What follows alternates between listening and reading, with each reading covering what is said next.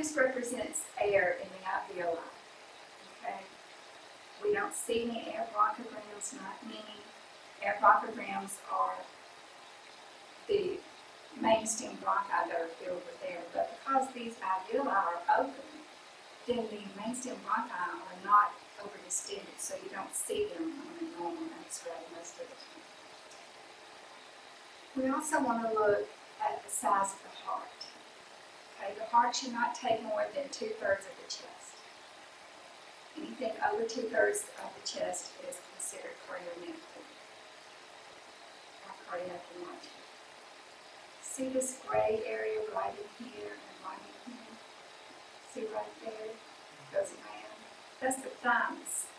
And the thymus gland in the newborn is usually very large. Okay? And in some heart disease like transposition, and we have an X-ray of transposition, the thymus gland is not visible because if the baby's been stressed at all, many times the thymus gland is not visible. It will never leave during periods of distress. But this is normal, and sometimes it can be really huge, and it can make it look like the heart's huge. So you have to learn to distinguish between this shadow and the heart itself. Okay. All right. Any questions about the chest and the bones of the hip? Always when you're looking at an X-ray, regardless of the reason the X-ray was performed, you have to look at everything. So, say we've got this X-ray to look at the size of the heart, but we also want to look at the lungs and see what level the diaphragms are at. We also want to go down here and see if we see anything abnormal. Do we see any air in the liver? It should be completely solid. There should never be any air in the liver. On our next series of X-rays, we'll look at things like NEC and air in the liver, not just free air, not emergency type things, because that's a lot of what we be transporting on babies that have NEC or those types of things. This is just kind of learning to read X-rays in an emergency process. But you want to look at the liver to see if there's any air, oral air, or anything like that that shouldn't be there. You want to look at the stomach.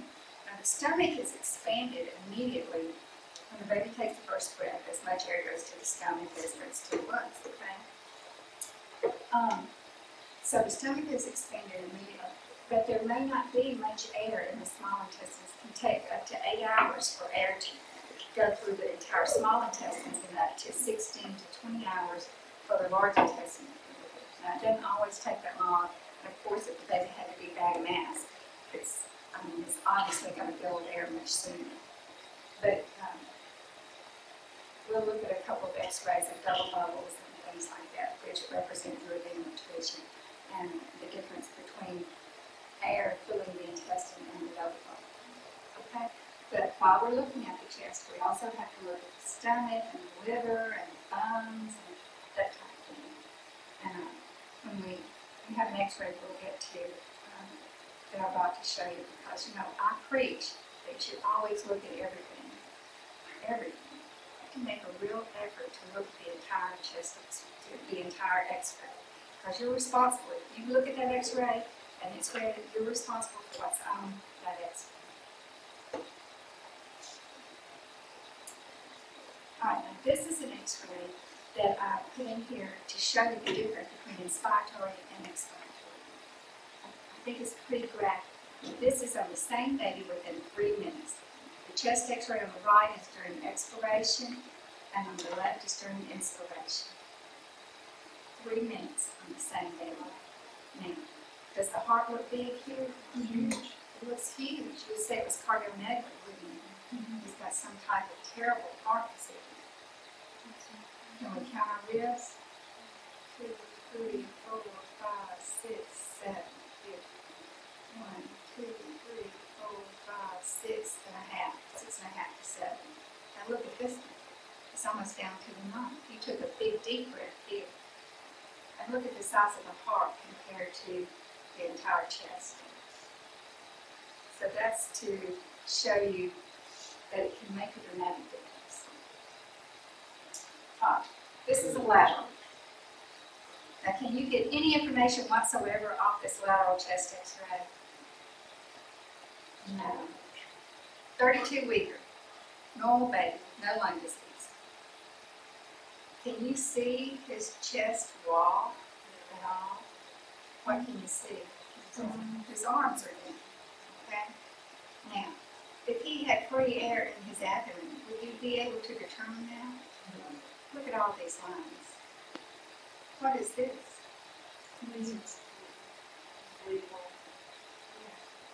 But somebody might mistake it for a UAC or UDC.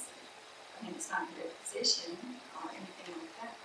But, you need to, this is an example of how the baby needs to be held, needs to be positioned, and the leads need to be removed in order to get a good x-ray. Okay?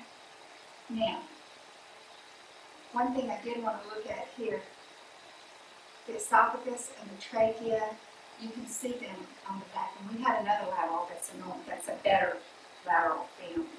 And we'll look at how to determine cardiomegaly. But see how straight that column of air is, goes straight down and is not compressed against the spinal cord. That means that there's no cardiomegaly.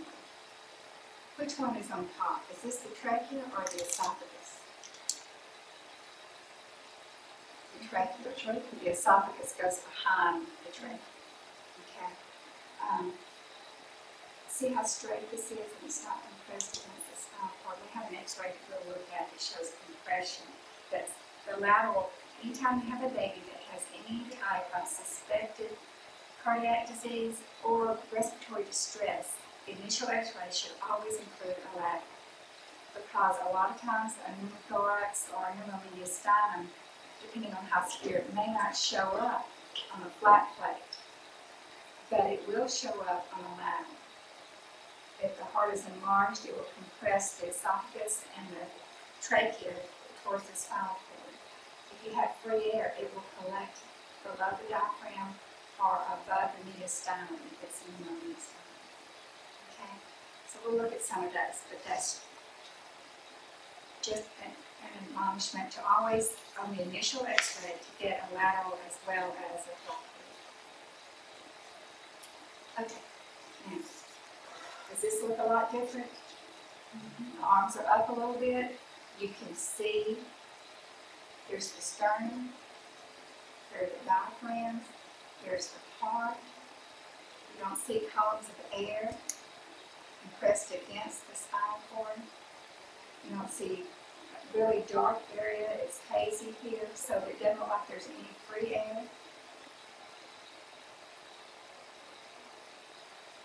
See the difference between this gown and the previous one?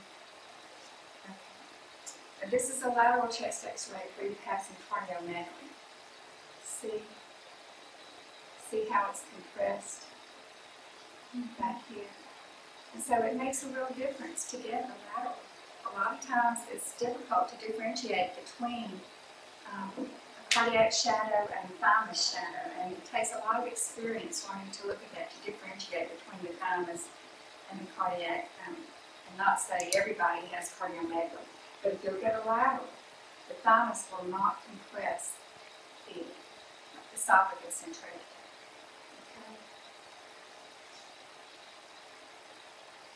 Okay? And you can tell by, when you just think about the physiology, the heart, we kind of think of the heart as being two-dimensional. But it's not, it's three-dimensional, and it sits in the chest like this. So as it gets bigger, it not only gets bigger horizontally, but it gets bigger this way also. So it gets bigger three-dimensionally. And so that's why it compresses the trachea and the esophagus.